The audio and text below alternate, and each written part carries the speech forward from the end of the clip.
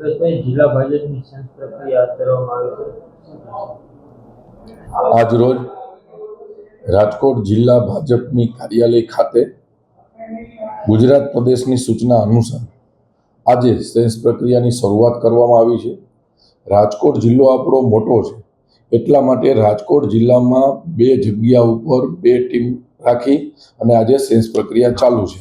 રાજકોટ કાર્યાલય ખાતે 10 રાજકોટ લોકસભાની અંદર આવતા જસદણ, રાજકોટ તાલુકો, લોધિકા, પડધરી અને કોટડા આની સેન્સ પ્રક્રિયા કાર્યાલય ખાતે કરવામાં આવી છે।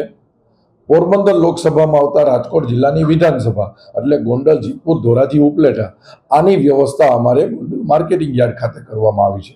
આજ રોજ ગુજરાત પ્રદેશ દ્વારા આયોજન કરેલ અમારા 3 સિનિયર આગેવાનો અહીંયા કાર્યકર્તાઓને સાંભળવા આવશે। એમાં પ્રવીણભાઈ માળી રાજ્ય કક્ષાના મંત્રીશ્રી, તેમજ અતુલભાઈ પટેલ, તેમજ ધર્મેન્દ્રસિંહ વાઘેલા, આવી રીતે અમારા 3 સિનિયર આગેવાનો આજે 10 વાગે અહીંયા સાંભળવા માટે આવશે।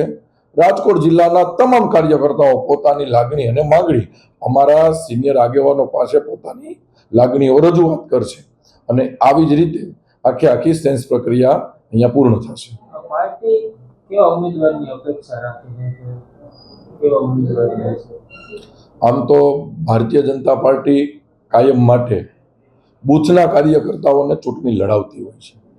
એમ છતાં અત્યારે જેને ટિકિટ માગવી હોય એ પોતાની લાગણી રજૂઆત કરતા હોય, એમાંથી અમારી પ્રદેશની જે માળખું હોય, પ્રદેશની જે સિસ્ટમ છે એ પ્રમાણે સંકલન કરી પાર્લામેન્ટરી બોર્ડ બેસશે।